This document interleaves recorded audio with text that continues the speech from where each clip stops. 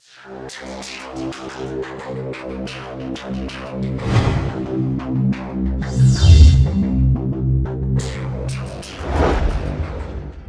2025년 1월 30일 밤입니다. 이정훈입니다. 작년 12월 3일 윤석열 대통령이 계엄을 선포했습니다. 그리고 14일 날 탄핵을 당했고요. 1월 15일 날 체포가 되었던가요? 17일 날 구속이 됐고, 네. 그리고 이제 27일 날이던가 1월 27일 기준으로 검찰이 윤석열 대통령을 내란 우두머리 혐의로 기소를 했습니다. 12.3 계엄 사태가 숨가쁘게 전개되어 왔습니다. 극적인 상황이 있었죠. 12월 3일, 12월 14일만 해도 윤 대통령은 무너지는 걸로 보였습니다. 그런데 차기 대선을 한다면 여권에선 누가 유력하냐? 고용노동부 장관 김문수 갑자기 떠올랐습니다. 그분이 특별히 정치활동을 안 하잖아요. 장관이긴 하지만 크게 자주 내리지는 않는데, 강성일변도의 민주당을 상대했을 때 국회에서 소신껏 발언하고, 그 다음에 계엄을 선포할 때 반대하지 않았다 등이 알려지면서 강력한 후보로 떠올랐습니다. 그 무렵쯤 국민의힘 지지율도 매우 올라서 오히려 한때는 민주당을 앞섰다라는 여론조사까지 있었습니다. 극적인 추격이 있었죠. 정말 많이 따라왔습니다. 그런데 지금 2달 가까이 된 지금 설날 긴 연휴를 지내고 이제 다시 평상으로 돌아가는 지금 아직은 12.3 계엄의 충격이 여전하다, 이렇게 봐야 될 것 같습니다. 때문에 지금 이제 헌재가 굉장히 심리를 서두르고 있죠. 2월 중순쯤이면은 심리를 끝내고 3월 중순쯤에 결정을 한다. 파면을 하든 기각을 하든. 그리고 이제 법원도 기소를 받았으니 좀 있으면 3월 내지 4월 초에 윤석열 내란 우두머리 재판을 할 겁니다. 이게 전부가 시대의 정치 재판입니다. 현재 상황으로 본다면은 윤석열 대통령을 내란 우두머리로 기소한 거를 공소기각이라 그러나요? 이거는 아예 요건이 안 됐다라고 법원이 공소를 기각해버리지 않으면 유죄가 나올 가능성이 있고, 또 헌재에서는 탄핵 파면을 할 가능성이 더 높다라는 예측을 해봅니다. 제가 이 사건은 희대의 정치 재판이라고 그러는데, 이게 정치 재판이죠, 사실은. 이 윤석열 대통령이 아직은 불리한데 이 구도를 바꾸려면 여권, 그 다음에 보수 세력에서는 더 가열찬 정치 투쟁이 있어야 된다, 이런 예측을 하는 바입니다. 여론조사를 믿니 안 믿니 그러는데, 언론기관에서 한 여론조사는 객관성이 있습니다. 그리고 여러 개를 쭉 보면은요, 어떤 흐름을 잡을 수가 있어요. 중앙일보 한국갤럽이 다음 대통령 후보로 누가 적합하냐 조사했더니 이재명 36, 1위입니다. 한국리서치가 KBS와 같이 조사했더니 다음 대통령 역시 이재명. 중앙일보에서는 36%, KBS에서는 35%.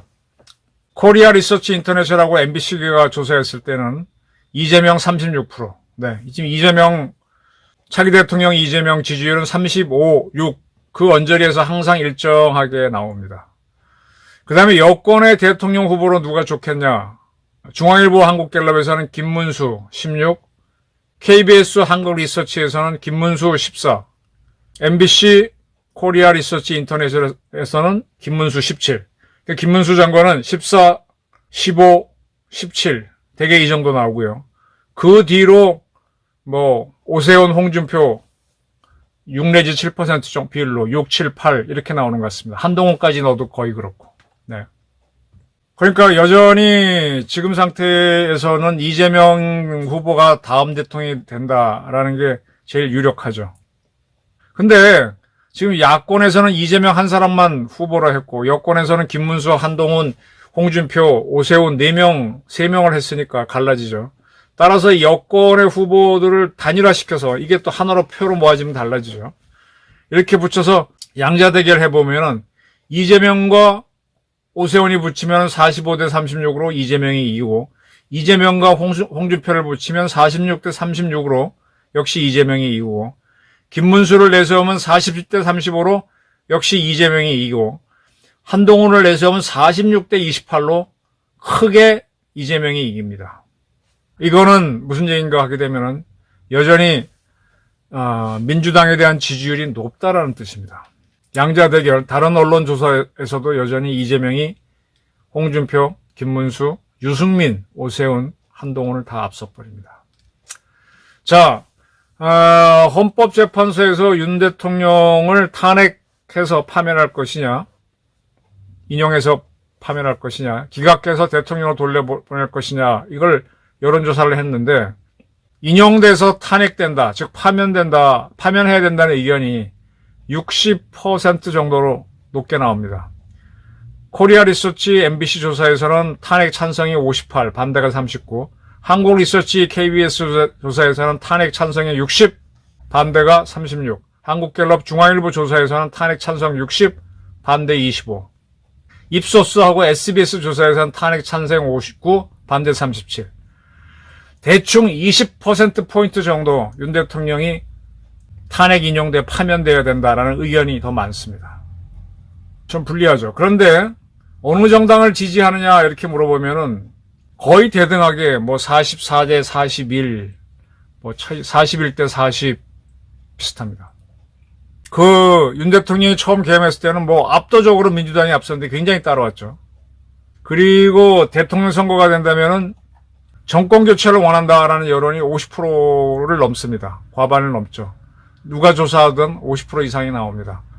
즉 이재명 씨가 당선되어야 된다는 의견이 한 5에서 10% 정도, 말하면 10% 정도 더 높은 거로 퍼센트 높은 거 나옵니다.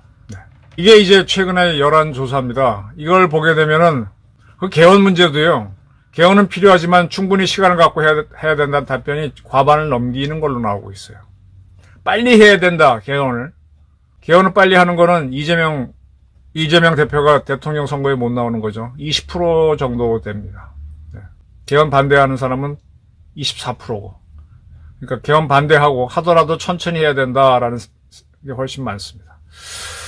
자, 이런 상황이니까 지금 이제 내란 재판이 열리고 탄핵 심리가 열립니다. 어떻게 될지 조금 추이가 좀 잡히죠.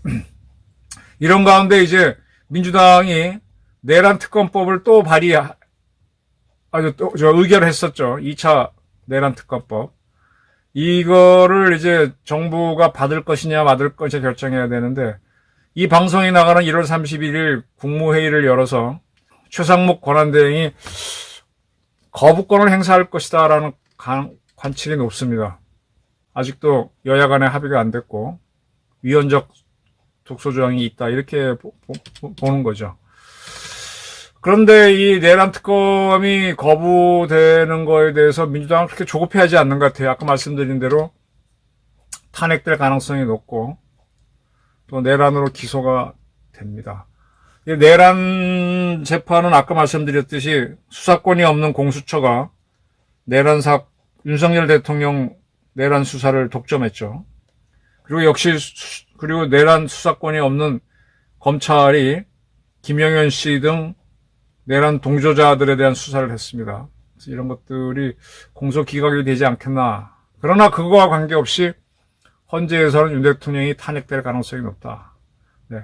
다시 말하면 재판에서는 조금 윤 대통령이 수사의 불법성으로 인해서 살아날 가능성이 있지만 헌재에서는 어렵다. 때문에 헌재를 향해서 지금 최대의 여론전을 하고 있는 걸로 판단됩니다. 이게 뭔가 하면 현재 문양배 헌법재판소장 대행, 그 다음에 이번에 재판관에 대한 정계선 씨, 이 두 사람은 우리법연구회 출신이죠. 그 중에 문양배 대행은 여기 회장을 했습니다. 그는 2010년 자신의 트위터에다가 굳이 분류하자면 나는 우리법 연구회 안에서 제일 왼쪽에 자리 잡았고 있을 것이라고 스스로가 쓴 적이 있어요. 가장 좌파란 얘기죠. 그리고 이제 또 한 명이 이미선 재판관인데, 이미선 씨는 우리법 후원의 연구회 후신인 국제인권법 연구회 출신이죠. 그러니까 3명이 우리법 내지는 국제법 연구회 출신입니다. 6명만 탄핵에 찬성하면 윤 대통령은 파면이 되는데 3명이 먹고 들어간다 이렇게 보는 거죠. 이미선 재판관은 부산대 법대를 나온 걸로 알고 있어요. 그런데 그의 여동생이 이상희 씨인데, 그는 한림대학교, 춘천에 있는 한림대학교를 나와서 사법시험에 붙었습니다. 두 자매가 서울대학원 가지 않았지만 굉장히 공부를 잘해서 사법시험에 붙었고, 이 동생분은 현재 민변에서 활동하고 있죠. 민변에 윤석열 퇴진 특별위원회가 구성되어 있는데 거의 부위원장으로 활동하고 있습니다. 그러니까 동생이 이러니까 이미선 재판관이 편파적인 판단을 할 수 있다라고 국힘당은 주장하죠. 네, 문영배 소장도 그렇고.